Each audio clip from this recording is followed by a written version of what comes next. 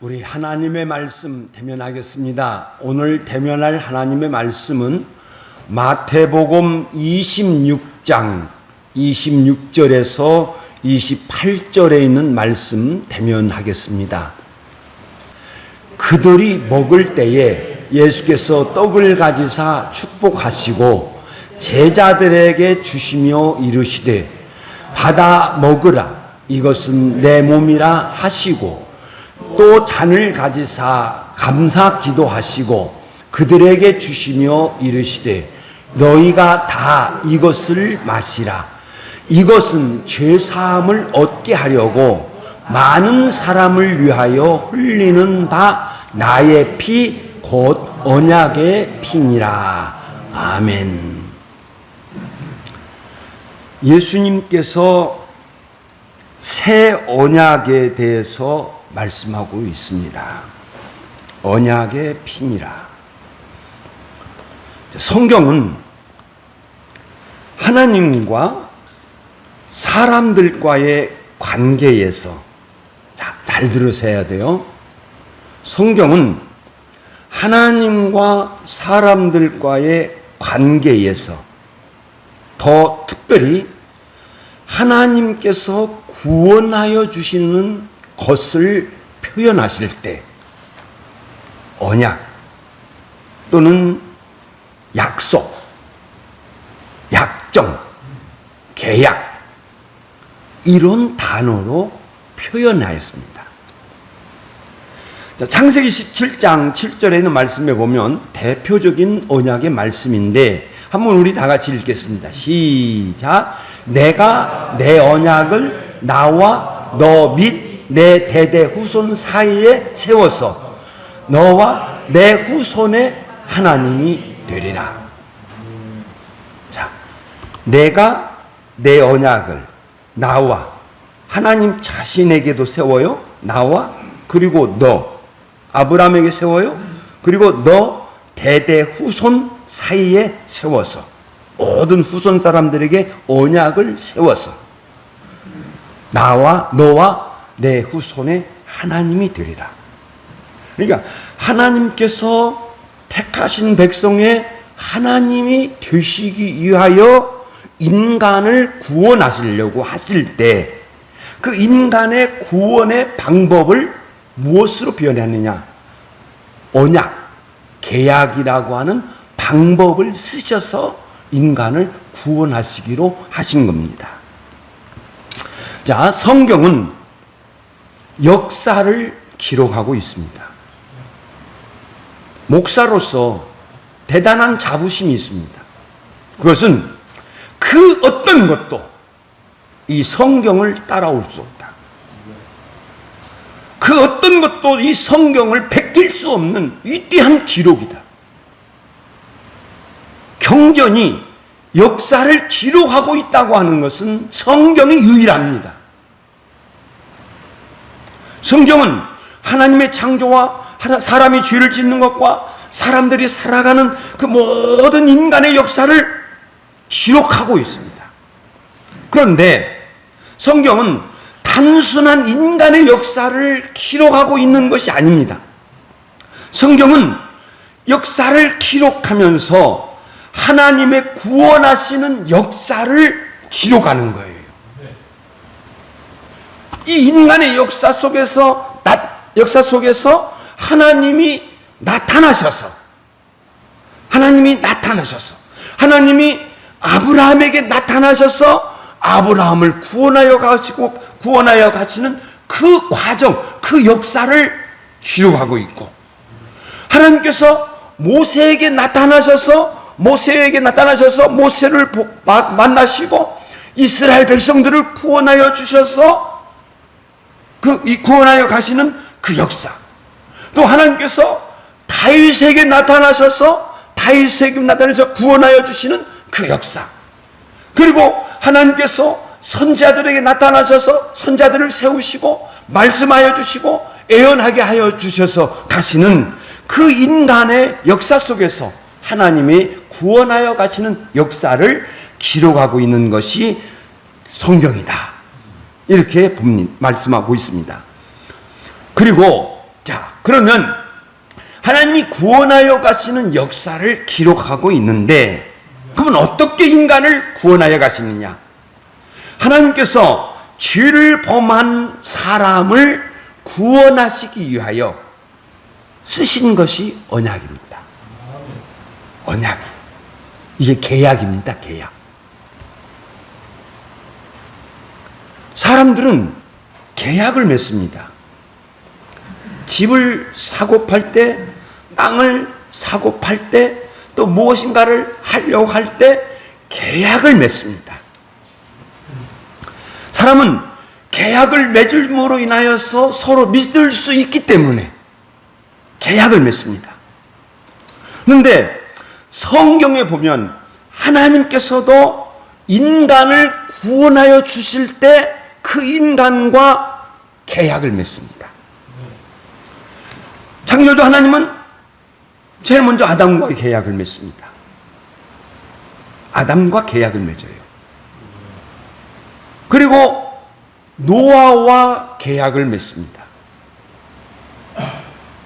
창세기 6장에 보면 하나님께서 노아에게 나타나셔서 인간들의 죄의 실상을 전부 증언합니다. 인간들의 죄의 실상을 증언하면서 물로 심판하실 것을 말씀합니다. 물로 심판을 말씀하시면서 이제 작정 하나님의 하실 일을 노아에게 말씀하시면서, 그러나 내가 너와는 언약을 세울 것이다. 그렇게 말씀하시고 방주를 만들게 해요. 그래서 노아가 방주를 만들고 하는 모든 것은 하나님과의 계약 속에서 이루어지게 됩니다. 그리고 이 언약이 가장 두드러지게 나타났던 것이 뭐냐면 창세기 2장에서부터 나오는 아브라함입니다. 하나님께서 아브라함과 언약을 맺습니다. 창세기 15장 18절 말씀에 보면 여호와께서 아브라함과 언약을 세워 이루시되, 다시 저 15장 말씀을 드리겠는데, 하나님께서 아브라함과 언약을 맺으면서 자손을 약속을 하여 주시고 땅을 약속을 하여 주십니다. 그리고 아브라함의 평안함을 약속하여 주십니다. 그리고 이스라엘이 애굽에서 고통당하셨을 때 제일 먼저 기억하신 것이 무엇입니까? 하나님께서 기억하신 것은 아브라함과 야곱과 이삭에게 세운 언약을 기억하십니다. 자, 읽겠습니다. 시작. 하나님이 아브라함과 이삭과 야곱에게 세운 언약을 기억하사 그리고 이스라엘을 모세를 통하여 구원하여 주십니다. 그리고 이스라엘과 언약을 맺습니다. 자, 읽겠습니다. 시작. 세계가 다 내게 속하였나니 너희가 내 말을 잘 듣고 내 언약을 지키면 너희는 모든 민족 중에서 내 소유가 되겠고. 언약이에요. 언약의 관계 속에서 하나님과 이스라엘 자손들의 관계가 이루어지는 것을 보게 됩니다. 그리고 다윗과 언약을 맺습니다. 구약에 보면 하나님께서 인간을 구원하시기 위하여서 저렇게 이제 언약을 맺는 그런 과정이 있었고, 그리고 또한 신약에서 예수님께서 새 언약을 말씀하고 있습니다. 그런데 성경에 보면 이 하나님께서 언약을 맺는 가운데서 두드러진 특징들이 다 나타나게 되게 되는데, 그것은 뭐냐고 하면 하나님의 약정이라는 겁니다. 하나님이 약정. 그러니까 하나님이 약속하여 주셨다는 겁니다. 하나님이 약속하여 주셨다. 잘 보세요. 계약에는 다 상대가 있습니다. 다 상대가 있습니다. 그리고 사람이 사람과 함께 계약을 하지요. 그리고 사람이 사람과 함께 계약을 함으로 말미암아서 그 사람은 하나가 됩니다. 하나가. 그리고 하나님께서도 인간과 계약을 맺음으로 인해서 하나가 돼요. 자, 이제 좀 더 들어가 봅시다. 하나님께서 죄를 범한 인간들을 구원하시기로 작정하십니다. 그리고 그 구원이라고 하는 그것을 이루시기 위하여 무엇을 사용하냐고 하면 계약이라고 하는 것을 사용합니다. 이게 하나님의 방법이었습니다. 근데 이것을 어떻게 표현해야 하는가 고심을 많이 했습니다. 그러니까 이 언약이라고 하는 것이, 이 계약이라고 하는 것이 성경 창세기에서부터 요한계시록까지 쭉 이렇게 맥이 흐릅니다. 맥이 흐르고 또 이제 다음 주에 또 드리려고 하는 건데, 이 창세기부터 계시록까지 쭉 흐르는 맥이 있는데, 그것은 뭐냐면 나는 너의 하나님이 되고 너는 내 아들이, 너는 내 백성이 되리라.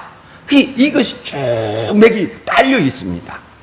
쭉 깔려 있는데, 하나님께서 이 계약을 맺을 때, 다 계속 말씀드립니다만, 계약을 맺을 때 정말 우리 하나님이 낮아지셨어요. 정말 낮아지셨어요. 낮아지셔서 우리 인간과 계약을 맺는 거예요. 그래서 인간이 하나님을 보고 하나님을 믿지 못해서 계약을 맺으셨는지는 모르겠습니다만, 그러나 분명한 것은 하나님이 낮아지셔서 인간들과 계약을 맺으셨다. 그리고 그 계약은, 하나님께서 세우신 그 언약은 사람을 천국으로 인도하는 문입니다.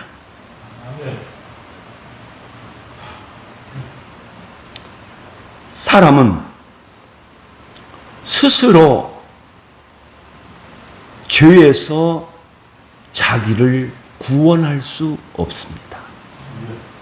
믿으시면 아멘. 사람은 스스로 자기를 구원할 수 없습니다.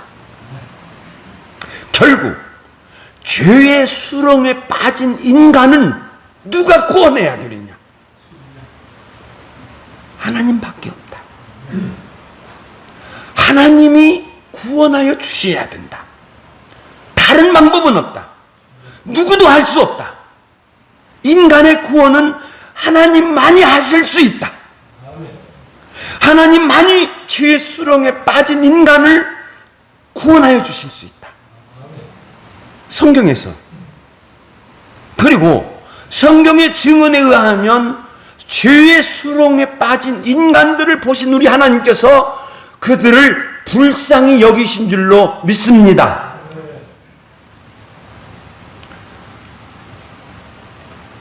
그리고 죄의 수렁에 빠진 인간을 이제 구원하여 주시기로 작정하셨는데, 그 구원의 방법이 뭐냐? 계약이다. 하나님은 죄악에 빠진 인간에게 나타나셔서 약속하여 주십니다.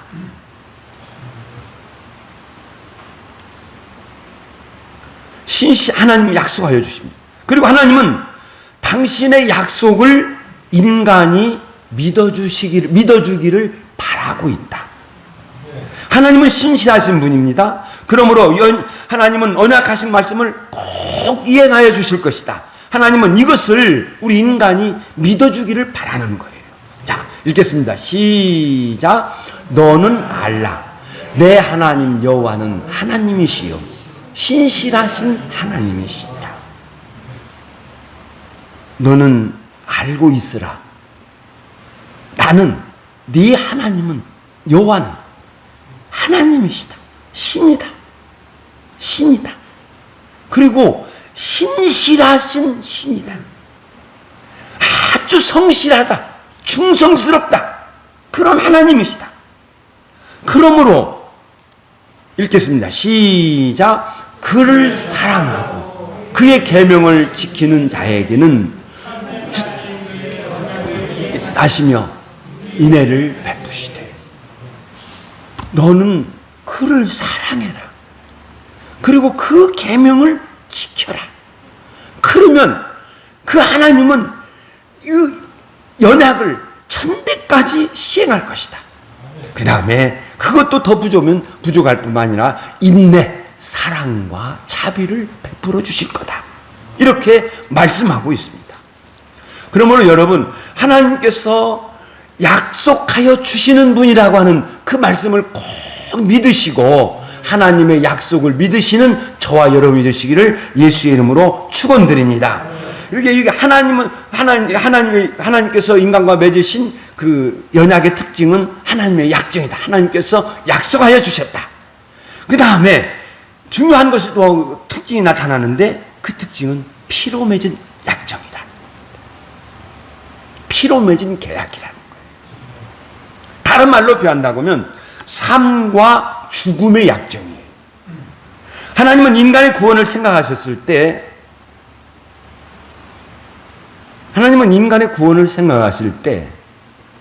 피를 생각했습니다. 피. 하나님은 인간의 구원에 말씀에 피를 생각했는데 이 피는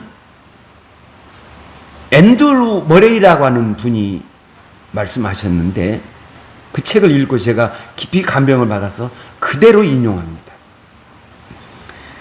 피는 가장 오묘하고 피는 가장 깊고 피는 가장 능력이 있고 피는 가장 거룩한 하나님의 생각이었다.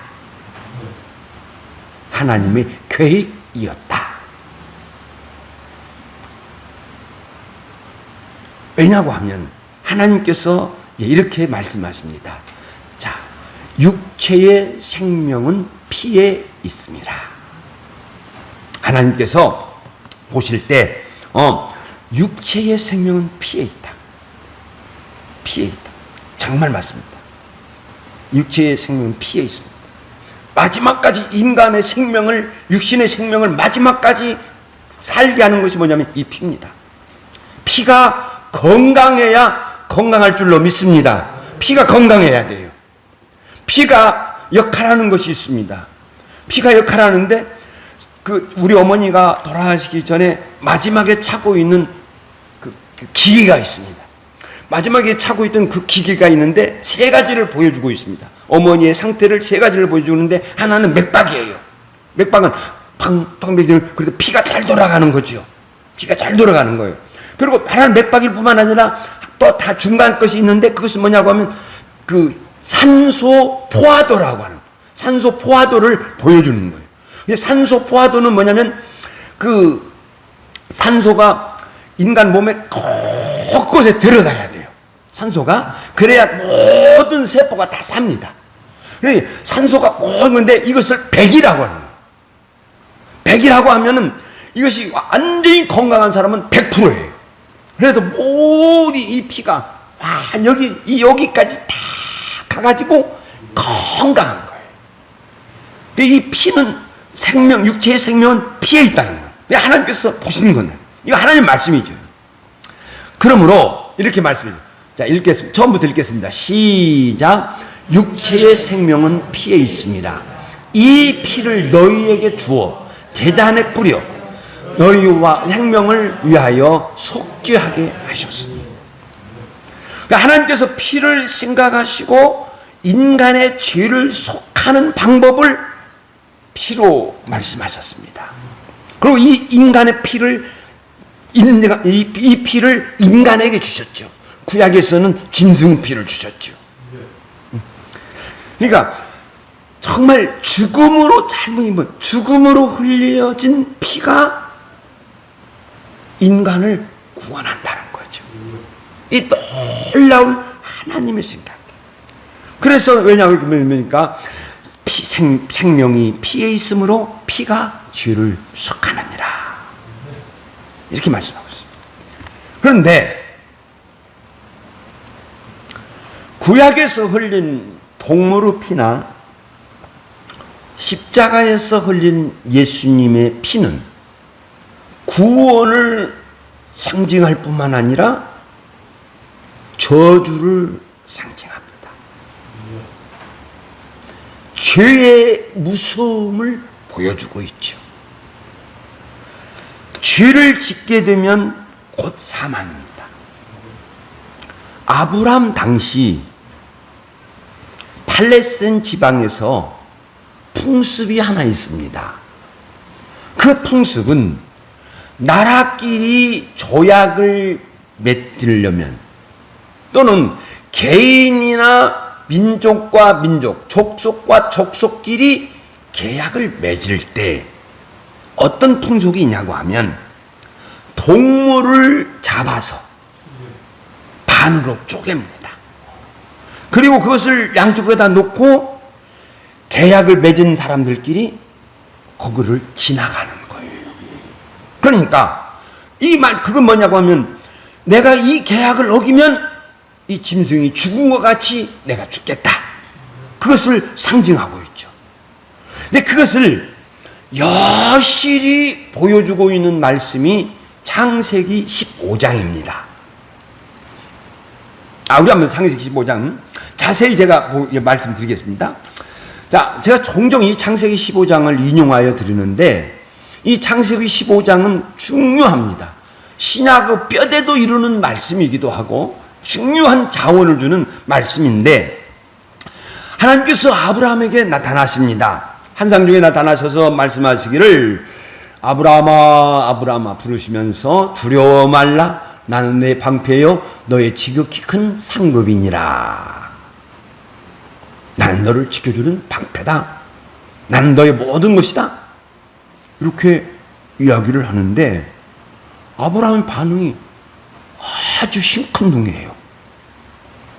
막 그러고 아브라함아 두려워 말라 나는 내 방패요 난 너의 지극히 큰 상급이니라 이렇게 하니까 아브라함이 떡 하는 말이 뭐냐면 처음부터 읽겠습니다. 시작. 아브라함아 두려워 말라 나는 내 방패요 너의 지극히 큰 상급이니라. 주 여호와여 무엇을 내게 주시려나이까 나는 자식이 없사오.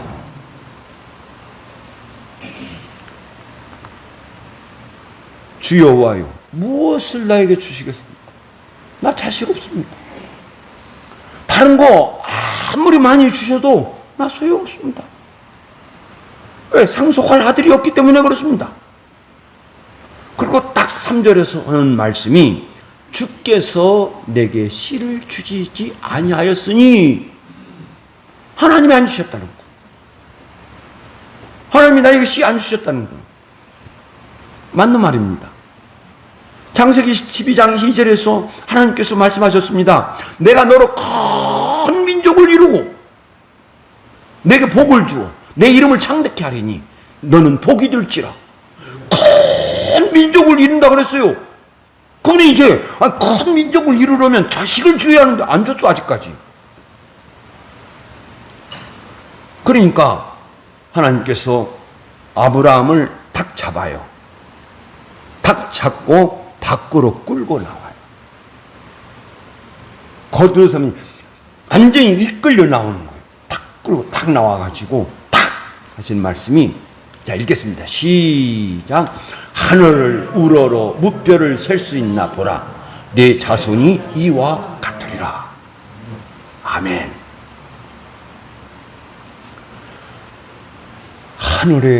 하늘을 우러러 무뼈를 봐라. 셀 수 있나 봐라. 네 자손이 이와 같으리라. 이 말씀을 들은 아브라함이 어떻게 했느냐. 자, 읽겠습니다. 처음부터 읽겠습니다. 시작. 하늘을 우러러 무뼈를 셀 수 있나 보라. 내 자손이 이와 같으리라. 아브라함이 이를 믿으니 여호와께서 이를 그의 의로 여기시고. 저 말씀이 굉장히 중요한 말씀입니다. 창세기 15장 6절에 있는 말씀. 아브라함이 이를 믿으니 하나님은 약속하여 주십니다. 약정하여 주십니다. 피로 약정하여 주십니다. 자, 하나님께서 약속하여 주셨어요. 지금까지 앞에서는 지금까지 나에게 자식 안 줬다고 불평하던 아브라함이 다시 하나님이 약속해 주니까 아브라함이 믿었습니다. 사랑하는 여러분, 성경 말씀을 읽을 때 하나님께서 약속하신 말씀을 믿으시는 저와 여러분이 되시기를 예수 이름으로 축원드립니다. 네. 그것이 의로 여기셨다. 이렇게 말씀을 하고 있습니다. 자, 그리고 저기까지 나왔습니다. 나왔는데 하나님께서 이제 7절에 있는 말씀에 보면 아브라함을 부르신 하나님의 뜻을 아브라함에게 말씀해요. 자, 읽겠습니다. 시작. 나는 이 땅을 내게 주어 토유로 삼게 하려고 너를 갈대아인의 우르에서 이끌어낸 여호와니라. 야, 내가 너를 갈대아 우르에서 이끌어왔잖아. 그것은 뭐냐? 이제 아까 자손을 약속을 했어요. 자손을 약속하면서 또한 땅을 약속을 해요. 야, 내가 이 땅을 너에게 주려고 한다. 자, 네 자손 하늘을 우러러 보아라. 묵비를 봐라. 셀 수 있나 봐라. 네 자손이 이와 같으리라. 아브라함이 믿었습니다. 그러니까 믿었어요. 그러니까 또 다시 땅을 약속을 해요. 그럼 이제 믿어야 되잖아요. 그런데 하나님께서 저렇게 약속을 하니까 읽겠습니다. 시작. 여호와여, 내가 이 땅을 소유로 받을 것을 무엇으로 알리까? 증명해달라는 거죠. 증명해달라.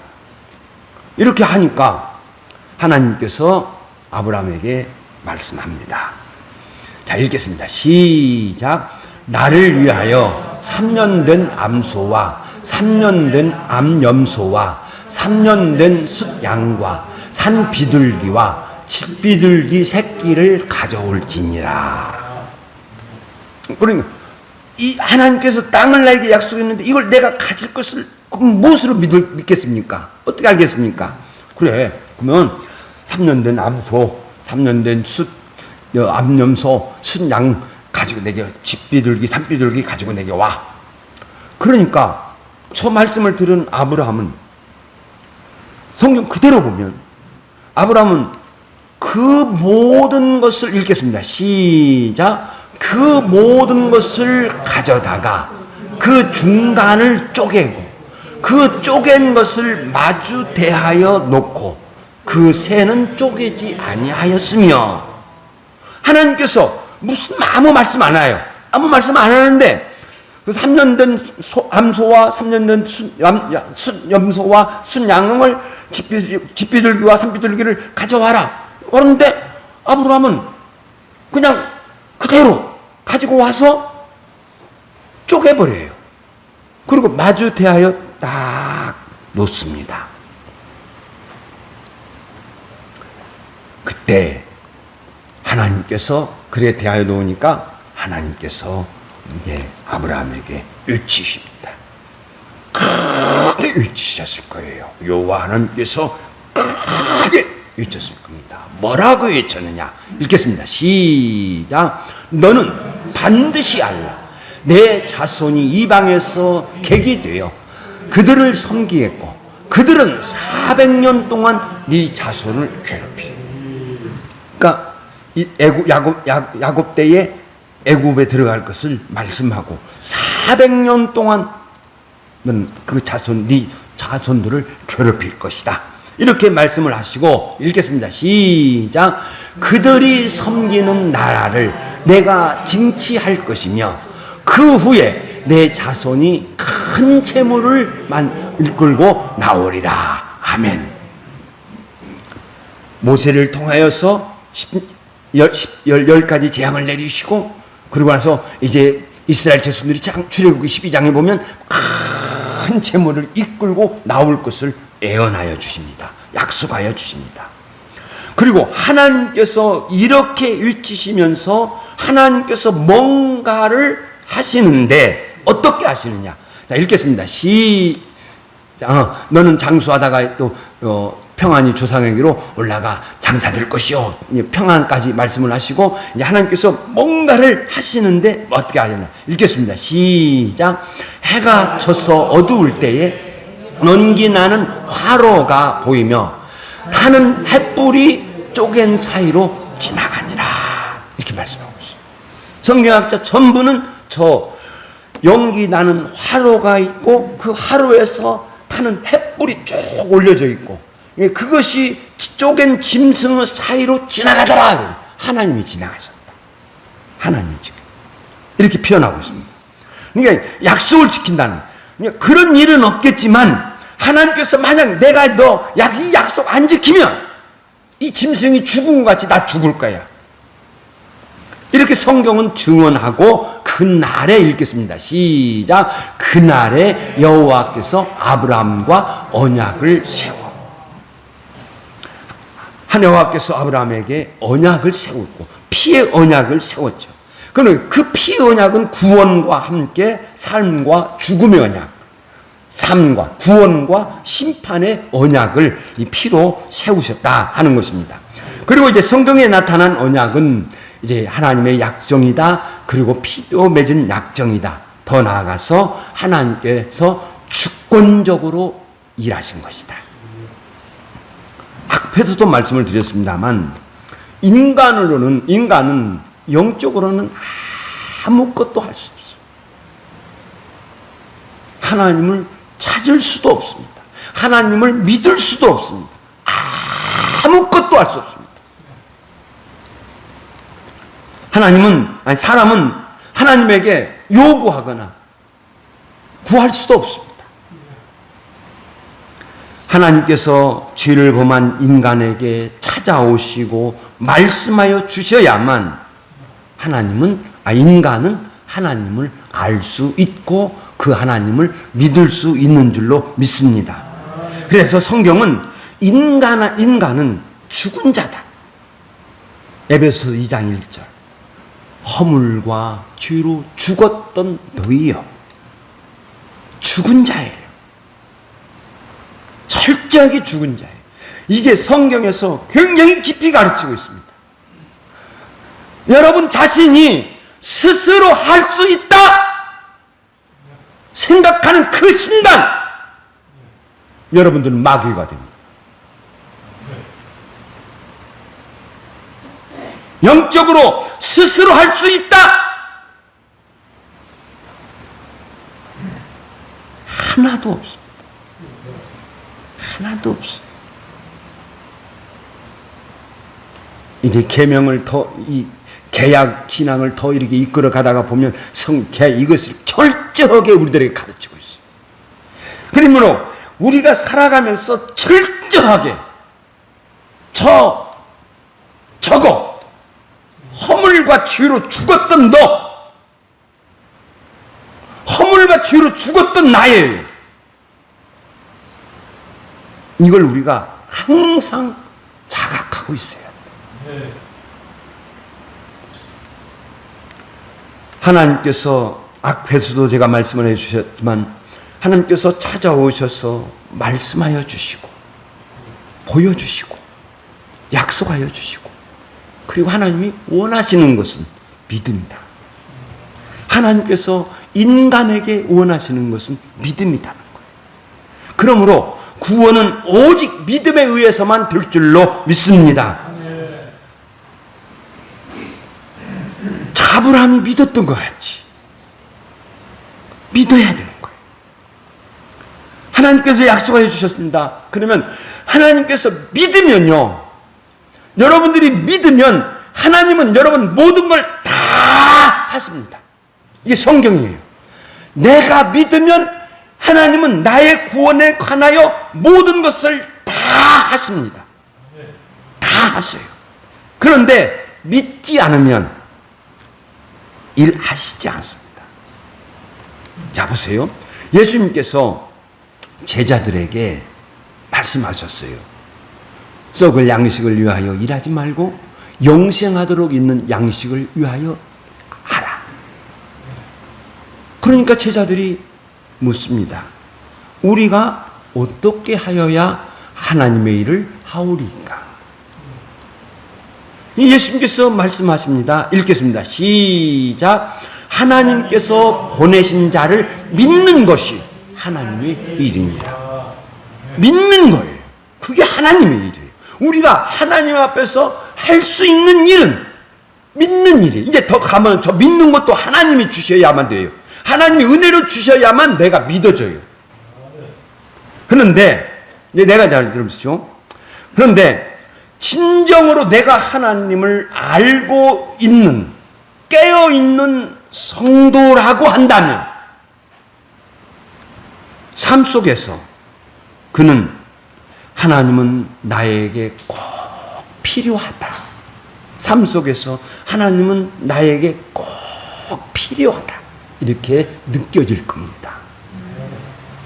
느껴져야 돼. 하나님은 나에게 참 필요하다. 그리고 이 하나님은 나에게 참 필요하다라고 느껴지는 가운데 하나님을 믿습니다. 그리고 그 하나님을 믿는 가운데서 그는 뭐로 말하냐? 그 하나님을 의지하게 됩니다.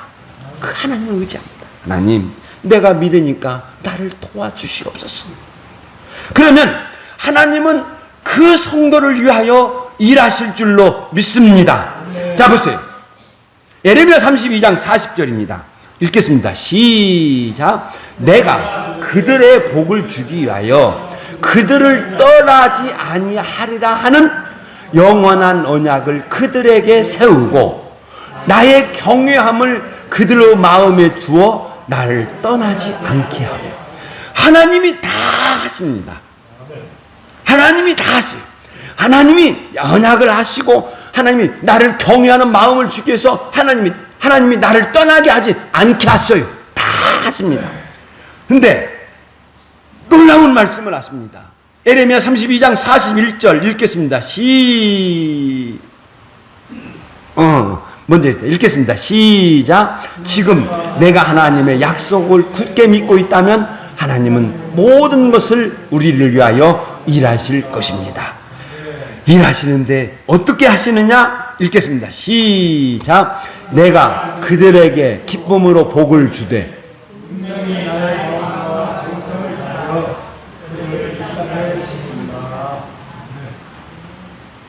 뭘 느껴요? 저 말씀 보면서 내가 그들에게 기쁨으로 기뻐하시면서 복을 주셔요. 저는 저 말씀을 보면서 하나님 울었습니다.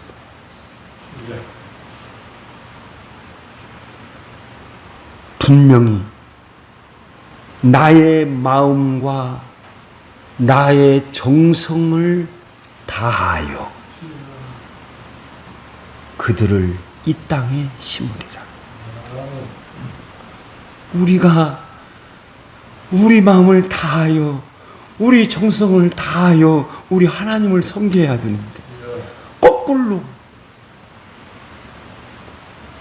분명히 나의 마음을 다하여 내 정성을 다하여 그들을 이 땅에 심으리라.